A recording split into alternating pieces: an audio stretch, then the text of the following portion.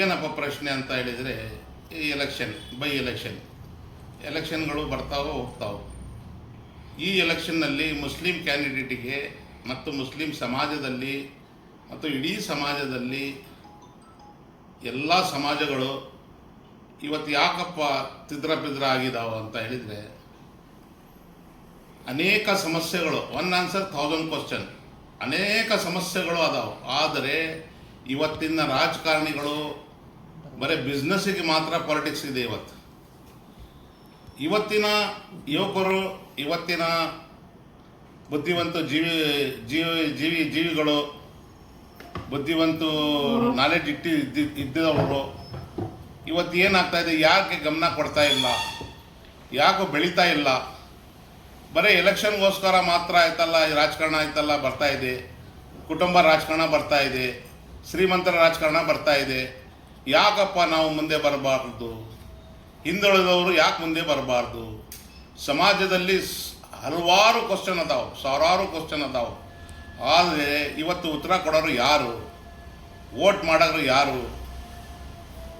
ಇಂಥ ಪರಿಸ್ಥಿತಿಯಲ್ಲಿ ನಾವು ಏನು ಮಾಡಬೇಕು, ಇವತ್ತಿನ ಯುವಕರು ಏನು ಮಾಡಬೇಕು, ಇವತ್ತಿನ ಯುವಕರು ಏನು ಉತ್ತರ ಕೊಡಬೇಕು, ಏನು ಮ್ಯಾಂಡೇಟ್ ಕೊಡಬೇಕಂತ ಹೇಳಿ ಇವತ್ತಿಂದ ಕರ್ನಾಟಕ ಬೈ ಎಲೆಕ್ಷನ್ನಲ್ಲಿ ದಾವಣಗೆರೆಯಲ್ಲಿ ಮುಸ್ಲಿಂ ಸಮಾಜ ಮತ್ತು ಬೇರೆ ಸಮಾಜ ಏನು ಉತ್ತರ ಕೊಡಬೇಕು ಅಂತ ಹೇಳಿ ಅವ್ರಿಗೆ ಚೆನ್ನಾಗಿ ಗೊತ್ತಾಗಿರಬೇಕು.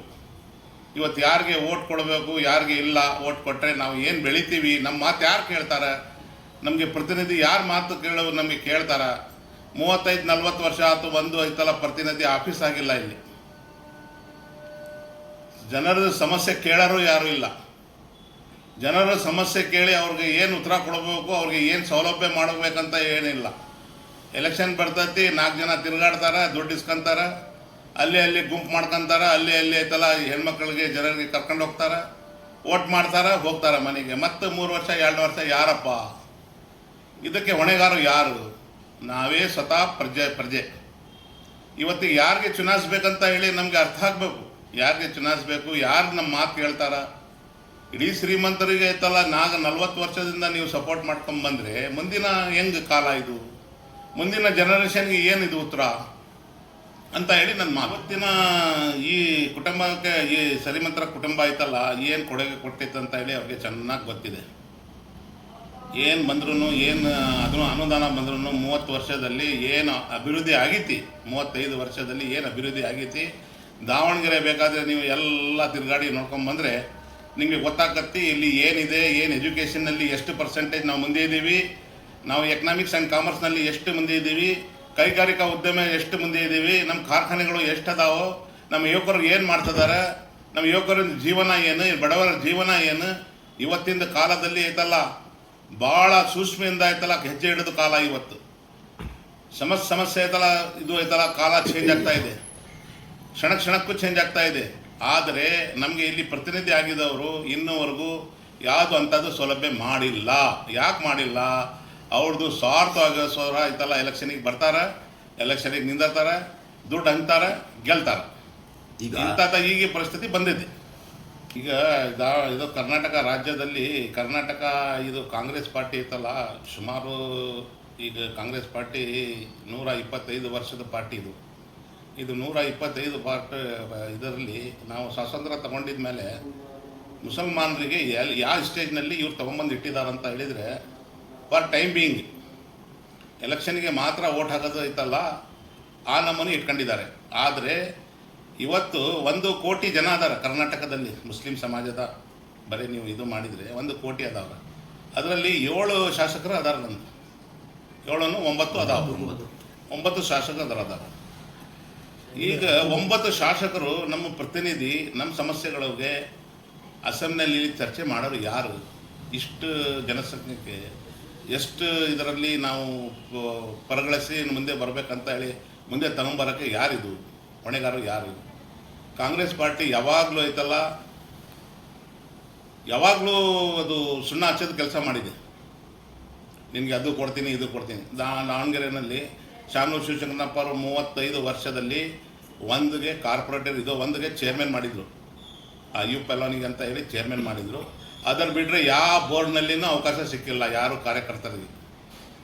ಆ ಕಾರ್ಪೊರೇಟ್ನಲ್ಲಿ ಒಂದ್ಸಲಿ AB ರಹೀಮ್ ಸಾಹಿಬಿಗೆ ಪ್ರೆಸೆಂಟ್ ಮಾಡಿದರು.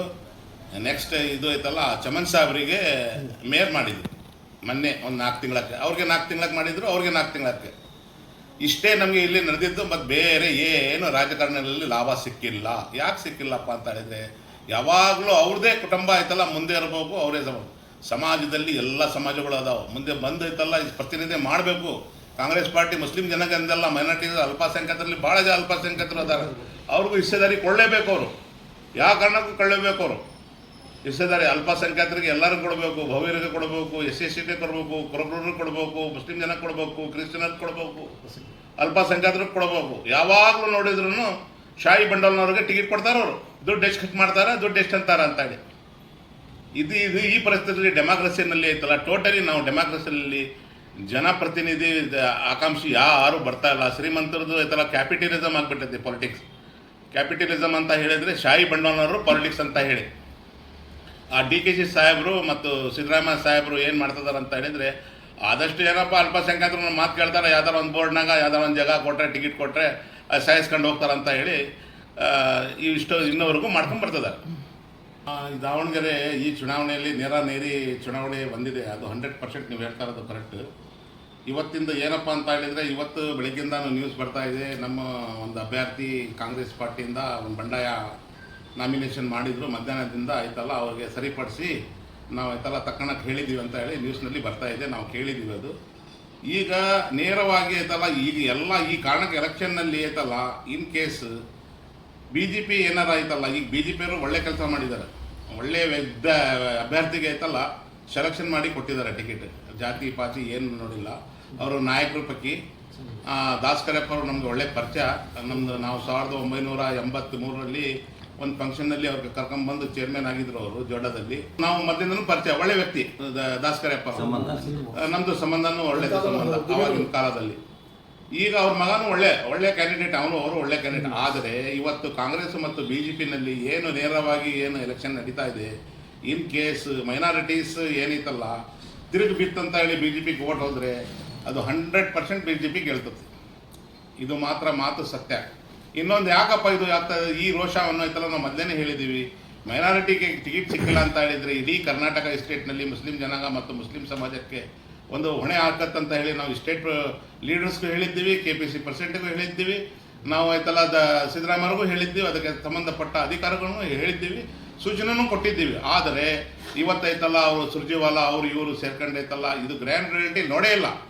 ದಾವಣಗೆರೆ ಗ್ರೌಂಡ್ ರಿಯಾಲಿಟಿ ಏನಿತ್ತಂತ ಹೇಳಿ ಅವ್ರಿಗೆ ಗೊತ್ತೇ ಇಲ್ಲ. ಇದರಲ್ಲಿ ಐತಲ್ಲ ತಗೊಂಬಂದು ಐತಲ್ಲ ಈಗ ಮಲ್ಲಿಕಾರ್ಜುನ್ ಮಗನಿಗೆ ಐತಲ್ಲ ಟಿಕೆಟ್ ಕೊಟ್ಟಿದ್ದಾರೆ. ಆದರೆ ಇದಕ್ಕೆ ಐತಲ್ಲ ಇದು ಭಾಳ ಡ್ಯಾಮೇಜ್ ಆಗೋದು ಪರಿಸ್ಥಿತಿನೂ ಇದೆ. ಈ ಎಲೆಕ್ಷನ್ ಡ್ಯಾಮೇಜ್ ಆಗೋದು ಪರಿಸ್ಥಿತಿ ಇದೆ.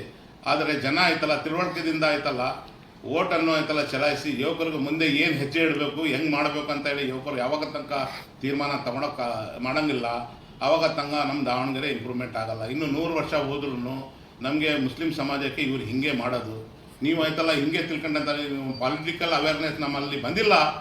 ಇದು ನಾವು ತೀರ್ಮಾನ ತೊಗೊಳೋದು ತಪ್ಪು ಮಾಡಿದ್ವಿ ಅಂತ ಹೇಳಿದರೆ ಇವತ್ತು ತಕ್ಕ ಪಾಠವನ್ನು ಕಲಿಸ್ಬೇಕು, ಎಲ್ಲ ಪಾರ್ಟಿಗಳು ಕಲಿಸ್ಬೇಕು. ವೋಟ್ ಮಾಡಬೇಕಾದ್ರೆ ಎಲ್ಲ ಯೋಚನೆ ಮಾಡಿ ವೋಟ್ ಮಾಡಬೇಕು. ಯಾರಾದ್ರೂ ವೋಟ್ ಮಾಡಬೇಕಾದ್ರೆ ಯೋಚನೆ ಮಾಡಿ ಎಲ್ಲರೂ ಯೋಚನೆಯಿಂದ ವೋಟ್ ಚಲಾಯಿಸಿ ಮುಂದೆ ಯಾರು ನಮ್ಮ ಕೆಲಸ ಮಾಡಿಕೊಡ್ತಾರೋ ಅಂಥವ್ರಿಗೆ ವೋಟ್ ಮಾಡೋದು ಭಾಳ ಒಳ್ಳೆಯದು ಅಂತ ಹೇಳಿ ನನ್ನ ಅಭಿಪ್ರಾಯ. ಅದರಲ್ಲಿ ದಾವಣಗೆರೆ ಮತದಾರರು ಮತ್ತು ಮುಸ್ಲಿಂ ಜನಾಂಗದ ಸಮಾಜದವರು ಬೇರೆ ಸಮಾಜದವರು ಫಸ್ಟ್ ಆಫ್ ಆಲ್ ಏನೈತಂತ ಹೇಳಿದರೆ, ನಮ್ಮ ದಾವಣಗೆರೆ ಲೋಕಲ್ ಲೀಡರ್ಶಿಪ್ ಏನಿದೆ ಅಲ್ಲ ಅದು ಟೋಟಲಿ ಗುಲಾಮಗಿರಿ ಲೋಕಲ್ ಲೀಡರ್ಶಿಪ್. ಅದು ಯಾವಾಗಲೂ ಆಯ್ತಲ್ಲ ಅವ್ರಿಗೆ ಏನಪ್ಪ ಒಂದು ಮರ್ಯಾದೆ, ಒಂದು ನಮ್ಮದು ಸೆಲ್ಫ್ ರೆಸ್ಪೆಕ್ಟೇ ಇಲ್ಲ ಅವ್ರಿಗೆ. ಎಲ್ಲ ರಾಜಕಾರಣಿಗೆ ಸೇರಿ ಸಮಾಜದ ಟೈಮ್ನಾಗ ಅವರು ಹೋಗಿ ಪದೇ ಹೋಗಿ ಶಾನು ಶಿವಶಂಕರಪ್ಪ ಮಗನಿಗೆ ಟಿಕೆಟ್ ಕೇಳಿ ತಗೊಂಬಂದರು, ಸಮಾಜಕ್ಕೆ ಒಂದು ಕಡೆ ಇಟ್ಟು. ಇವತ್ತು ಸಮಾಜ ಅನುಭವಿಸ್ತಾ ಇದೆ ಅವ್ರು ಮಾಡಿದ ಕೆಲಸಕ್ಕೆ. ಅವರು ಗುಲಾಮಗಿರಿ ಮಾಡಿದ ಸಬೂತಿಗೆ ಐತಲ್ಲ ಇವತ್ತು ಸಮಾಜ ನೋಡ್ತಾ ಇದೆ. ಮುಂದಿನ ಬರವಣಿಗೆ ಚುನಾವಣೆಗಳಲ್ಲಿ ಮತ್ತು ಮುಂದಿನ ಸಮಾಜದ ಕೆಲಸ ಕಾರ್ಯರಲ್ಲಿ ಅವ್ರಿಗೆ ತಕ್ಕ ಪಾಠ ಕಳಿಸ್ತಾರೆ ಈ ಲೋಕಲ್ ಲೀಡರ್ಸ್ಗೆ. ಈ ಲೋಕಲ್ ಲೀಡರ್ಸ್ ಏನದಾರಲ್ಲ ಅವರು ಟೋಟಲ್ ಆಗಿ ಐತಲ್ಲ ನಮ್ಮ ಸಮಾಜಕ್ಕೆ ಭಾಳ ಇದು ಮಾಡಿದ್ದಾರೆ, ಮೋಸ ಮಾಡಿದ್ದಾರೆ. ಸಮಾಜ ಮುಂದೆ ಬರಬೇಕಂತ ಹೇಳಿ ಐತಲ್ಲ ಹುಮ್ಮಸ್ಸಿಂದ ಕೆಲಸ ಮಾಡ್ತಿದ್ರೆ ಇವತ್ತು ನಮ್ಮ ಸಮಾಜ ಮುಂದೆ ಬರ್ತಿತ್ತು, ಒಂದು ಅಭ್ಯರ್ಥಿ ಆಗ್ತಿತ್ತು, ಜನ ಸಂಪರ್ಕ ಇತ್ತು, ಎಲ್ಲ ಸಮಾಜದವರು ಸಪೋರ್ಟ್ ಮಾಡ್ತಿದ್ರು. ಆದರೂ ನಾವು ಕೈ ತಪ್ಪಿಸಿ ಐತಲ್ಲ ಇವತ್ತು ಟಿಕೆಟ್ ತಪ್ಪಿಸಿ ನಮ್ಮ ಸಮಾಜದ ಗುಲಾಮರು ಹೋಗಿ ಆ ಸಿದ್ದರಾಮಯ್ಯ ಅವ್ರಿಗೆ DKC ಅವ್ರಿಗೆ ಟಿಕೆಟ್ ಕೇಳಿ ಆಯ್ತಲ್ಲ ಸಮಾಜದಲ್ಲಿ ಗೊಂದಲ ಹಾಕಿದ್ದಾರೆ. ಆದರೆ ಸಮಾಜದ ಯುವಕರು, ಬುದ್ಧಿವಂತರು, ಎಲ್ಲ ಯಜಮಾನರು, ಸಮಾಜದ ಗಣ್ಯ ವ್ಯಕ್ತಿಗಳು ಹೌದು ಇವಾಗ ಆಯ್ತಲ್ಲ ತಕ್ಕ ತೀರ್ಮಾನ ತಗೋಬೇಕು. ತೀರ್ಮಾನ ತಗೊಂಡು ಯಾರಿಗೆ ನಾವು ಆಯ್ತಲ್ಲ ಇವತ್ತಿಂದ 9ನೇ ತಾರೀಕಿಗೆ ಎಲೆಕ್ಷನ್ನಲ್ಲಿ ನಾವು ಯಾರಿಗೆ ಮತ ಚಲಾಯಿಸ್ಬೇಕಂತ ಹೇಳಿ ಸಮಾಜ ತೀರ್ಮಾನ ಮಾಡಿದತ್ತೋ ಅದೇ ಮುಂದಿನ ಚುನಾವಣೆಗೆ ಪ್ರಶ್ನೆ ಆಗೋದು. ಇದು ಸತ್ಯ. ಯಾಕಂತ ಹೇಳಿದರೆ ಬರುವ ಚುನಾವಣೆಗಳಲ್ಲಿ ನಾವು ಸಮಾಜ ಮುಂದೆ ಬಂದಿಲ್ಲ ಅಂತ ಹೇಳಿದರೆ ಭಾಳ ಬರುವ ದಿನಗಳಲ್ಲಿ ನಾವು ಇನ್ನೂ ಐತಲ್ಲ ಇನ್ನೂ 50 ವರ್ಷ 100 ವರ್ಷ ಹಿಂದೆ ಹೋಗ್ತೀವಿ. ಇದಕ್ಕೆ ಕಾರಣ ನಾವೇ ಮತ್ತು ಬೇರೆ ಸಮಾಜದವರು ಯಾರೂ ಇಲ್ಲ.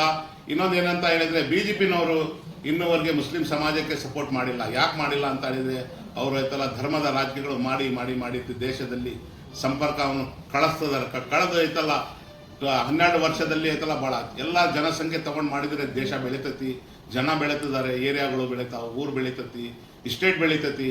ಇಂಥ ಪಾಲಿಟಿಕ್ಸ್ ನಮಗೆ ಬೇಕಾಗಿಲ್ಲ. ನಾವು ಎಲ್ಲರೂ ಸೇರಿ ಐತಲ್ಲ ಸಮಾಜದಲ್ಲಿ ಒಳ್ಳೆ ವ್ಯಕ್ತಿಗೆ ನಾವು ಮತ ಚಲಾಯಿಸಿ ನಾವು ಐತಲ್ಲ ಈ ಸಲ ಐತಲ್ಲ ತಕ್ಕ ಪಾಠ ಕಳಿಸ್ಬೇಕಂತ ಹೇಳಿ ನಾನು ಹೇಳಕ್ಕೆ ಇಷ್ಟಪಡ್ತೀನಿ. ಕ್ಷಣ ಕ್ಷಣದ ಮಾಹಿತಿಗಾಗಿ ನೋಡ್ತಾ ಇರಿ ನೇಷನ್ ನ್ಯೂಸ್. ಕಾಮೆಂಟ್ ಮಾಡಿ, ಲೈಕ್ ಮತ್ತು ಶೇರ್ ಮಾಡಿ.